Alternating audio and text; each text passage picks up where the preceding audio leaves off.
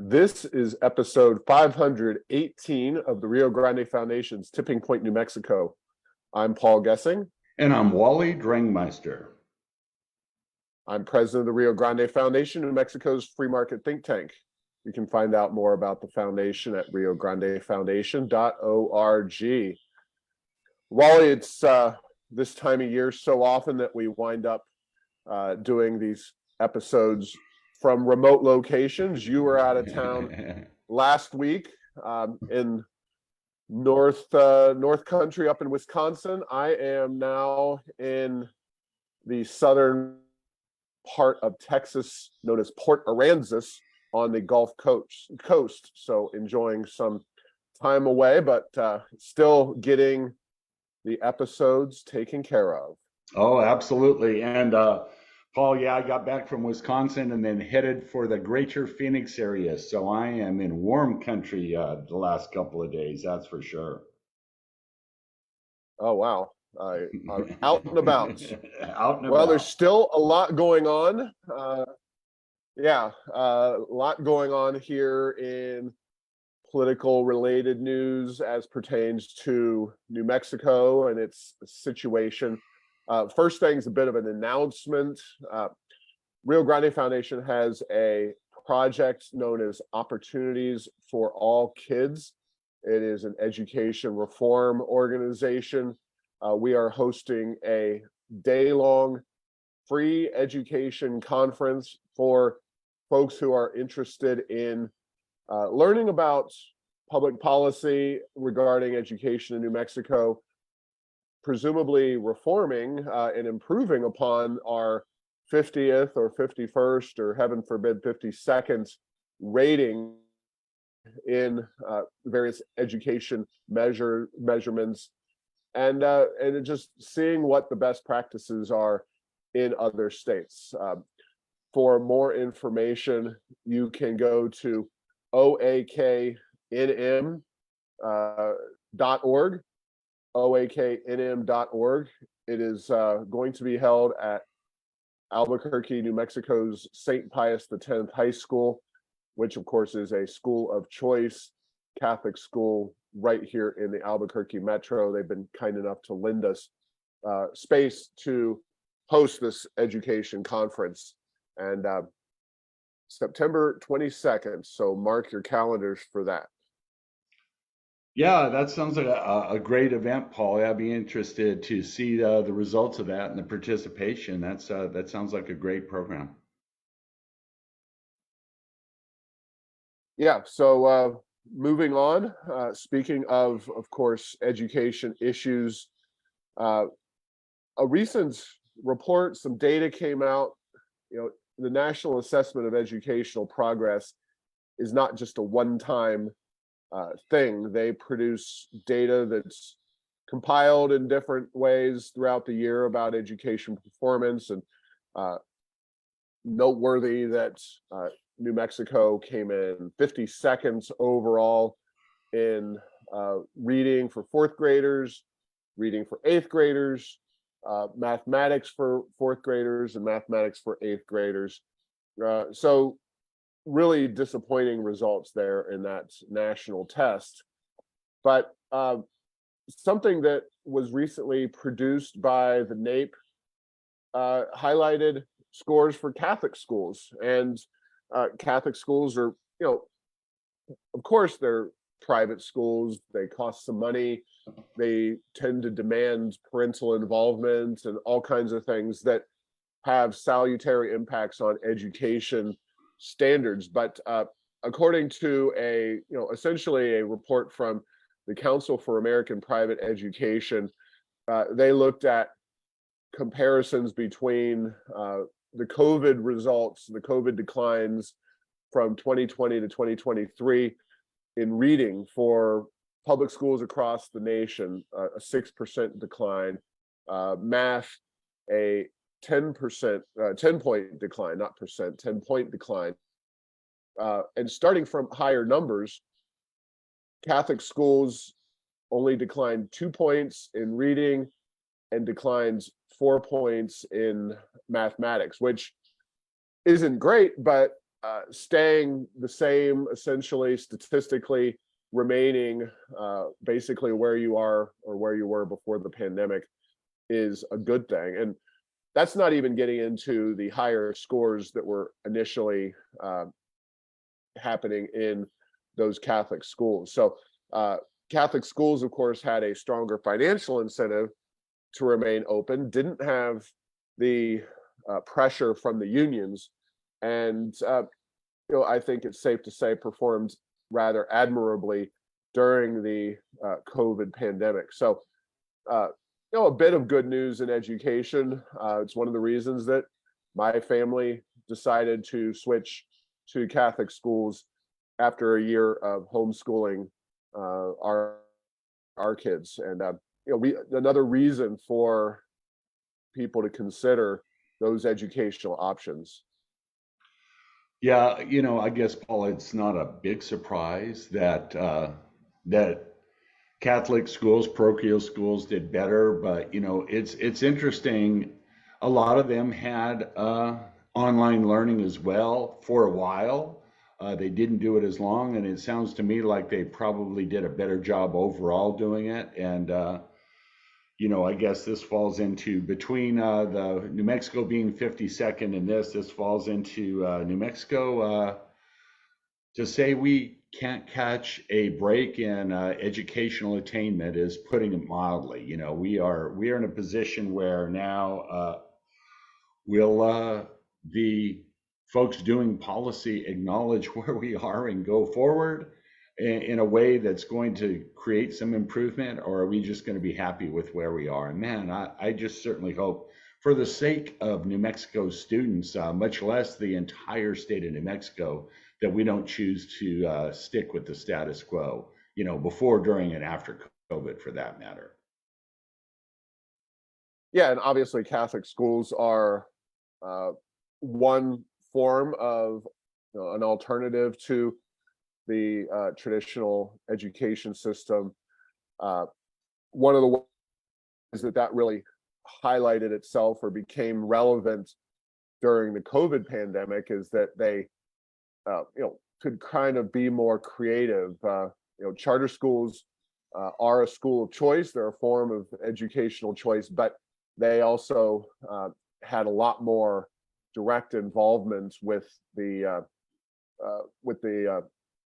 government in terms of adhering to certain COVID policies, and Catholic schools were able to, in many ways, try to push back a little bit on those government mandates and government restrictions. So the interesting note that I just kind of stumbled upon from Forbes magazine recently is that we all think of the richest people in New Mexico, given the financial situation of our state, given where our state makes its money, that the richest people in the state should logically be in the oil and gas industry. The reality is that when Forbes compiled a brand new list of the richest people in each state, in New Mexico, the richest person is actually not coming from the oil and gas industry. And it's the first person to be a billionaire in the state of New Mexico, which makes it all the more interesting. Normally, and to this report as well, New Mexico's richest person is not really in the same ballpark as the richest people in some of the bigger states. For example, Phil Knight, the founder of Nike, is allegedly worth $41.8 billion. I say allegedly because that's what Forbes says. Sometimes these millionaires and billionaires tend to have different data of their own, but Forbes says $41.8 billion for Phil Knight, the founder of Nike. Miriam Adelson and family, that's Sheldon Adelson, a casino magnate, $36.2 billion. So quite wealthy there. Ron Corio is the richest New Mexican. He made his money in the solar industry with Array Solar and hit the $1.7 billion worth mark. Apparently, he made this technology which does improve the way that solar panels can track the sun across the sky and, of course, pick up more of the sun's rays. You know, whether it's good or bad to have particular people at the top of this list is really hard to say. Of course, this is solar is a heavily subsidized industry. A lot of government policies making that industry viable, I think, in ways that it would not be in the traditional free market sector. But $1.7 billion, Ron Corio, Array Solar, and the first billionaire in New Mexico history. Yeah, that's very interesting, Paul, because that's certainly not a name that I had ever heard. And as the build up to New Mexico's richest person, the Chase family from Southeast New Mexico, the Yates family, they've been listed at the top of some of those lists in the past. So, yeah, that is very interesting that we have a tech entrepreneur that's at the top. So. And I guess he still lives in New Mexico. That's the good thing.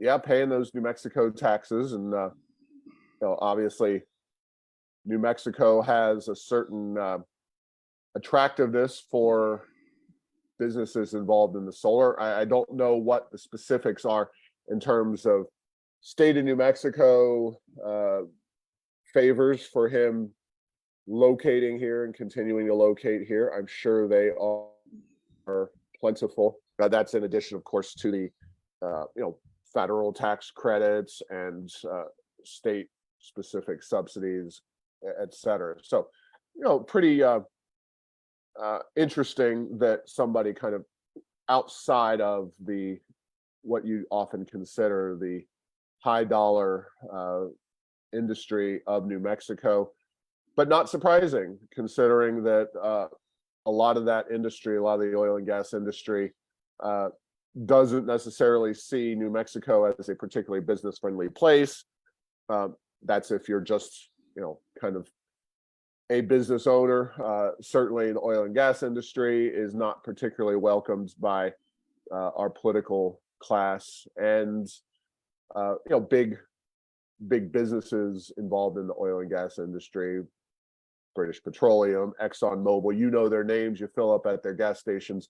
Those folks tend to be located in other more business-friendly states, generally speaking. The legislature is not passing a bunch of industry-specific subsidy for the oil and gas industry. That's just not in the cards given New Mexico's political situation. Yeah, and Paul, so one Wally, thing. Just one thing, really go quick ahead. on that note that I've noticed over the years is that there's certainly a huge amount of oil and gas activity in New Mexico. No question about that in terms of number of wells being drilled, production, etc. But it seemed like there has been quite a bit of a hollowing out of the headquarters for service companies and others in Southeast New Mexico, kind of moving in the Texas side of things, more in the Midland, Odessa area. They certainly still all work in New Mexico a lot because a lot's happening here. But for a lot of reasons, they're choosing to live in Texas.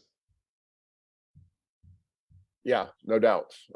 Definitely a trend worth watching. Are the days of the richest person in New Mexico being from oil and gas over? I think that is a very fair question to ask. And I don't know that this data had been collected a decade or so ago. Maybe it would run in a publication, but Fortune 500 was kind of the paragon of ranking businesses and ranking industries against each other, whereas ranking individual people's wealth seemed to become a much bigger trend in the last 10 years or so. And I just stumbled across this. This was not a something I happened to really see advertised very much publicly. The Albuquerque Journal and Santa Fe, New Mexican, our local newspapers, did not cover this. And even if I flagged this information for them, which I think is kind of relevant information for those state media outlets, I haven't seen anything in any of those papers. So, just speaking of hollowing out, the media is another industry that's been hollowed out, not just here in New Mexico. Yeah, no question about that. All right, moving on, and you get into the amount of money that flows into New Mexico. Of course, it's either taxed from sometimes New Mexicans, but more often taxed away by from other citizens and other businesses in other states, or it is more likely compiled in the federal credit card on the national debt. These federal spending plans that have come through Washington in recent years are really incredibly large and just mind-blowing. And according to the Santa Fe, New Mexican, June 26th, this article came out. The state of New Mexico alone is supposed to get $675 million, so 2/3 of $1 billion, from the federal bipartisan infrastructure law to expand broadband in rural communities. And I have not had the time, or nor do I have the ability really to, I think, find just how much has been poured into New Mexico and even other states, but New Mexico in particular, from the federal government when it comes to broadband technology. And we've talked about the sheer amount of money spent to promote broadband. It is a boatload of cash that we have gotten even prior to this bipartisan infrastructure bill. But $675 million, if we don't all have flawless broadband by the end of this plan, I don't know what amount of broadband it'll take, broadband investment it'll take, broadband spending. Of course, we have other options. We've talked about Starlink and other satellite-based, HughesNet is another one, services that can be purchased on the free market. But of course, the federal government simply cannot resist spending our tax dollars or debt from China and other nations on things like broadband. So $675 million for New Mexico alone. It's an incredible amount of money being poured into broadband. Yeah, Paul, as you alluded to, there's a couple competing technologies. The best is obviously to have a piece of fiber running through your area, whether it's urban or rural, and then have some sort of a system off of that, either cable, fiber direct to home, et cetera. But then the other competing technology is the satellite for remote areas. Certainly not as fast, but sometimes depending on where you are, it can be tens and tens of thousands of dollars to just get one connection to a very remote area in New Mexico. And a lot of these places that currently don't have good internet connectivity are extremely remote and extremely sparsely populated. So it's going to be interesting to see where this will turn out. But yeah, there is certainly it begs the question is, should we even be building fiber, period, running 50 and 100 miles worth of fiber to serve, 3 or 4 households, because that's what the current plan has us doing. And believe me, if you're the recipient of that fiber built to your area, you're going to be happy about that. There's no question about that. Yeah, assuming that that's what they're actually doing and that's the way this is all working. New Mexico, of course, is a sparsely populated state. You have a lot of small towns. You don't have a lot of big businesses, and reasons for the private sector to spend on broadband. And the question, I think, is, are the federal government and others in a way investing gobs of taxpayer dollars in the equivalent of dial-up internet service? Are they going to be, in 5 or 8 or 10 years, or even now, in these rural areas, are they going to be put to shame by some other technology? And certainly Elon Musk, who controversial guy, but somebody who has put his money where his mouth is in a lot of cutting edge technologies. He and his Starlink technology are one of the latest and greatest ways that people can get onto the internet, not just in rural New Mexico or rural parts of the United States, but in rural parts of the globe, including the Amazon and other parts of the world. So is this technology, is this amount of money going to be deployed quickly enough to improve broadband connectivity, and is it going to be worth the spending of all that money? And it's just another way that the federal government, again, taxes and spends and goes into debt, and then you wonder at the end of the day, what did we actually get for it? So and there's been, we've had discussions with people who are experts on broadband, and they take issue with the just way, if this was all being used for fiber to be deployed across the state of New Mexico, they would be maybe in favor of it. But it's the way that it's actually deployed is often duplicative and unnecessary, and it's done to kind of the way federal contracting so often is done, in a semi-corrupt manner. But that's news for a different day. Yeah, and just one final point on that, Paul. It wasn't that many years ago that you saw a lot of towns, big and small, up to the large cities, would have these grandiose plans to bring, back then it was wireless internet to every citizen, and fill in the name of the town. And how many of those fell by the wayside? They put in a lot of money to those, and they failed. Over promised and under delivered. And so this seems like it has the potential for that. We'll watch it, and it's one of those things that internet connectivity, having good internet connectivity, can be really positive for economic development point of view. But again, there's always costs and benefits, and if you spend so much money that it makes it something that continues to keep inflation high, does adding a few more rural connections really the thing to do? And again, how are we going to do it? What's the success going to be? This one's worth following because, again, this huge shot of money. Let's see what we get out of it.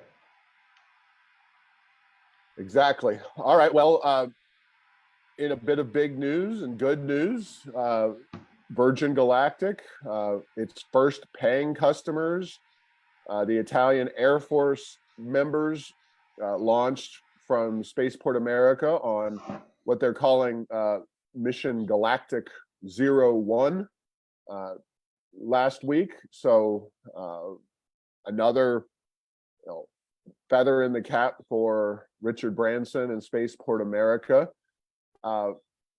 Good news there. It looked like a clean launch, and everybody seems happy with the way things went, except for, and we keep talking about the investors, because now, as the technology seems to finally have worked itself out, the kind of most critical component of making Virgin Galactic and making Spaceport America a viable operation comes into play, and that is the financials. And again, the Motley Fool has a very detailed explanation. So they say one space plane by $250,000 per ticket, with no more than 6 paying passengers at one flight per month equals $1.5 million in potential monthly revenue for Virgin Galactic. They note, unfortunately, it's spending close to $40 million per month on its operating costs, leading to the inevitable conclusion that unless Virgin Galactic finds a way to launch a whole lot more often than it's currently promising to, there's no mathematical way the company can make a profit for the foreseeable future.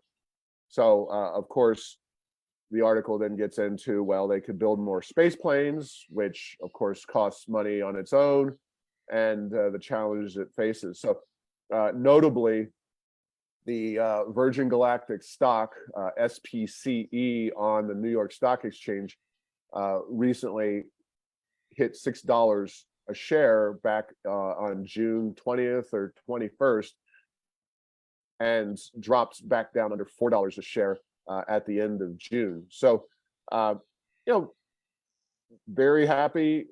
Another successful, safe launch out Virgin Galactic. I guess in August they'll do their first kind of average Joe millionaire launch. No Italian space, Air Force people, but still a lot of concerns from these investors, investment sites, about what the likelihood is that they'll ever turn a profit or be able to survive even to the next year or two. Yeah, Paul, I've been doing a bit of reading on this as well, and we always talked is it's going to, for their business plan to be successful, they need to turn successful flights quite frequently, and there's no question that monthly is probably not good enough. I've also read some things that were speculating, maybe a little beyond, that they were developing another airframe that's similar to this one that might be able to be turned around weekly or more frequently than that. But right now they've got the problem. There's an old joke in business startups: if you're losing, whatever, $10 per unit, volume's not going to help you. You're not going to make it up in volume, and that's the point where they are. So this is good.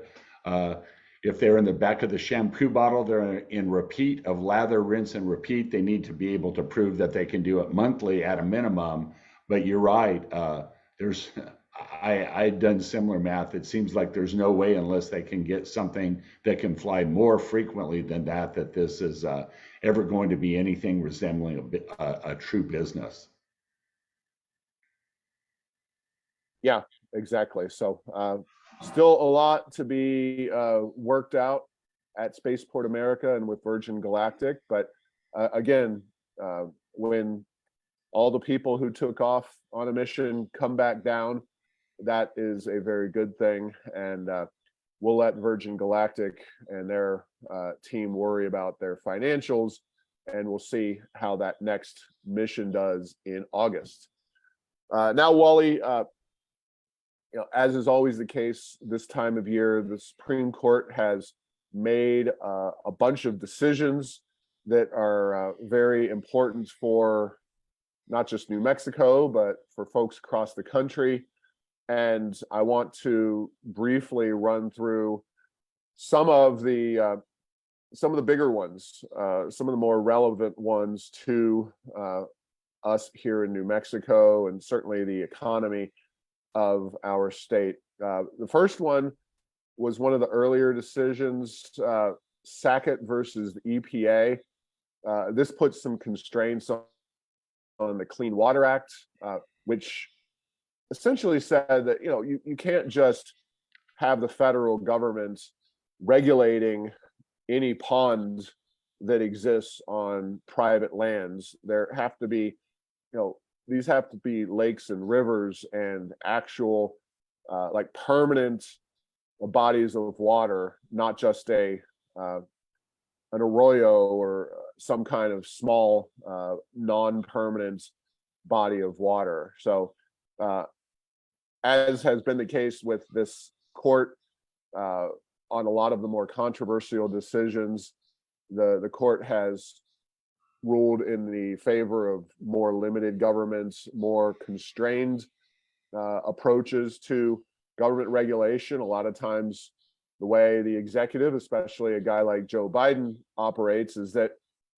you get something that's meant for one purpose as a law, and you get a very aggressive interpretation clean water suddenly means that any puddle on your property is suddenly potentially regulated by the law. So I think, as with many of these cases, it's correctly adjudicated, and it was a narrow majority, although there were kind of two rulings associated with this, one with a broad majority and one with a slimmer majority. But the majority is what matters, and the Clean Water Act is now somewhat more constrained than it had been before. Yeah, and this has been swirling around the quote definition of waters of the U.S. And under its broadest definition, the idea was that if water from your property could ever flow into a navigable river, which is really 99% of the land on Earth, and it was subject to this extreme form of federal regulation. And so it'll be interesting, like a lot of things, this seems to be like it's trimming back the expansive regulatory approach that's been taken in so much of the federal government. Doesn't mean that states can't step in to do something similar, but I guess it's a win for federalism, which is the most confusing word to me. Federalism means state rights, but it's one of those things. I think that the states will have something to say on this, a lot of them, and I don't think that they're a lot of the enviros basically are thrown up their hands and say, we're going to be just polluting all of our water because of this. And I certainly think that is vastly overstating that case. Yeah, and an article from the Santa Fe New Mexican just a couple of days ago indicates that advocates who, we're talking, of course, environmental groups by and large, they are hoping to get a very aggressive regulatory regime set up under state law, because, of course, as we know, federalism, like you just said, while it may be a term that is confusing to a lot of people, here we know exactly what it means, and federalism doesn't preclude the state from doing something. And there's going to be, I would imagine, a full court press in the New Mexico legislature and via New Mexico's legislative executive bodies as well, to try to push more aggressive regulation of these waters. So that is the way the founders, at least in our view, intended things. States can cut off their nose to spite their face as often as they want, as long as they're the ones doing it to themselves. And New Mexico has a long track record of doing those kinds of things. Again, we'll see. We'll definitely be vigilant and doing our best to push back against those kinds of aggressive regulations in Santa Fe. But we face the political climate that we all do here in New Mexico. So we shall see. Stay tuned. Yeah, and then just one more point on that. The other thing that this does, by taking some of these regulations out of the state and out of the federal government and giving states the opportunity to do that, they have to do it for the most part with real money, not printed and borrowed money like the federal government does. So it's also indirectly, I think, maybe a minor form of fiscal responsibility, where at the federal level there is really, if there's any, I have not seen any signs of it emerging in the last many years. No doubt. And kind of a note associated with that is that states have a great deal of competition amongst themselves because of the simplicity of going from one state to the other when it comes to individuals or businesses, whereas the federal government of the United States, yes, we can and are competing with other nations, from China to France to Brazil and all the others, but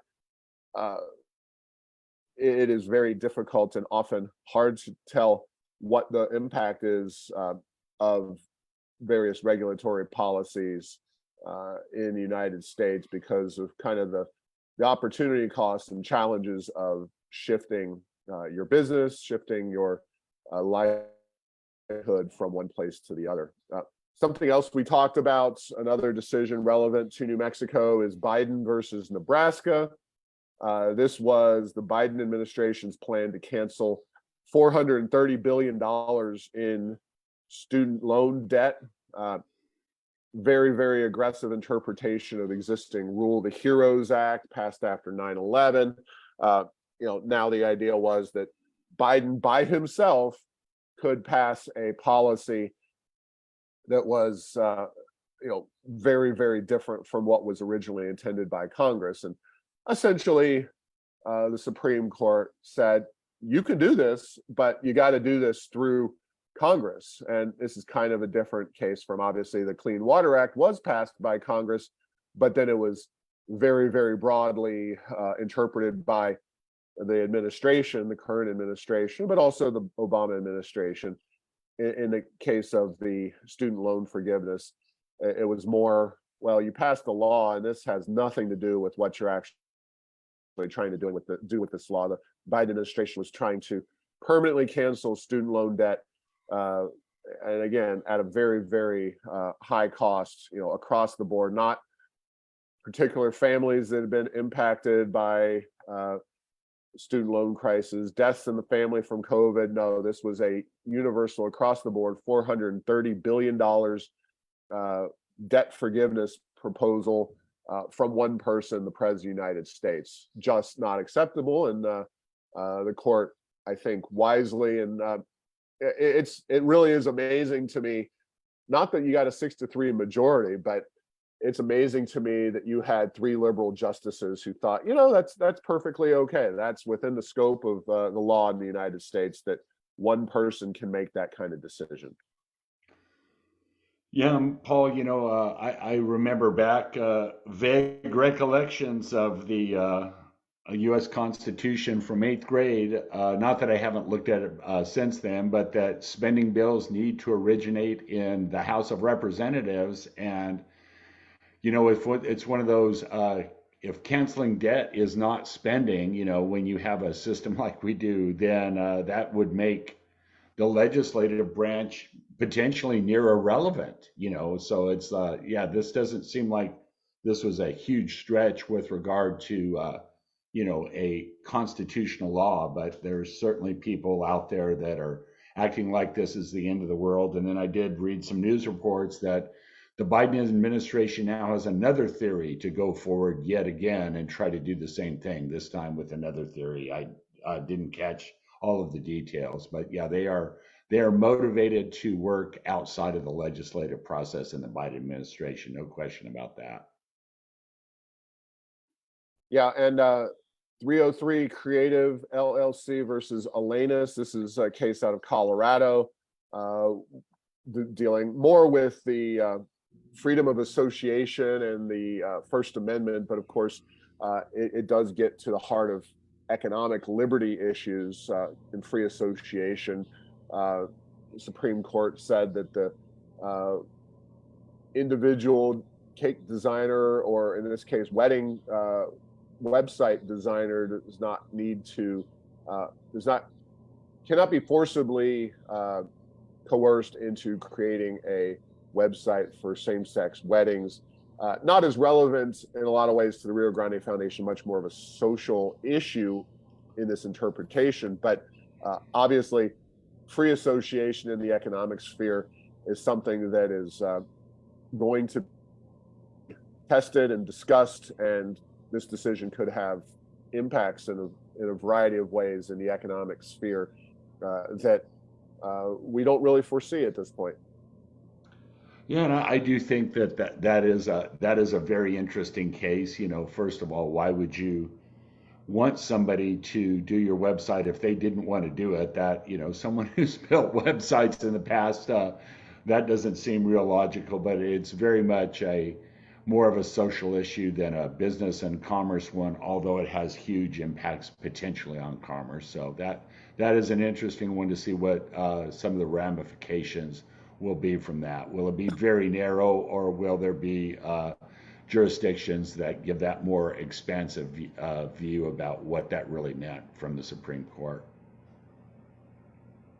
And finally, students for fair admissions, two different cases. One, they seem to be basically the same in the ultimate outcome. Presidents of Harvard College and University of North Carolina, these deal with affirmative action, specifically in college, and what advantages should be given to certain racial and ethnic groups relating to college admissions.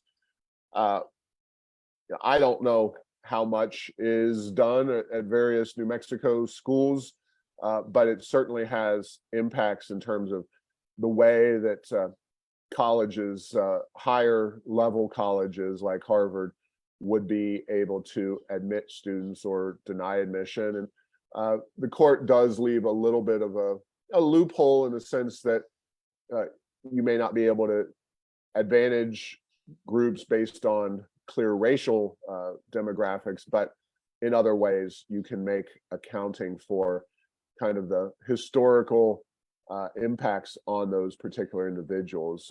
Not sure how much of a impact, again, this will have in the real world here in New Mexico, but some are heralding this as the beginning of the end of affirmative action across the entire national economy. And with the number of federal contractors specifically doing business in New Mexico, and the way that the federal contracting process has been infiltrated, if you will, by special provisions given to various racial and ethnic groups, not just them, but veterans as well, and all manner of other different groups. And you can argue for all of these, but certainly a full frontal assault on racial and different preferences in college admissions could set the stage for the same kind of activity of the Supreme Court when it comes to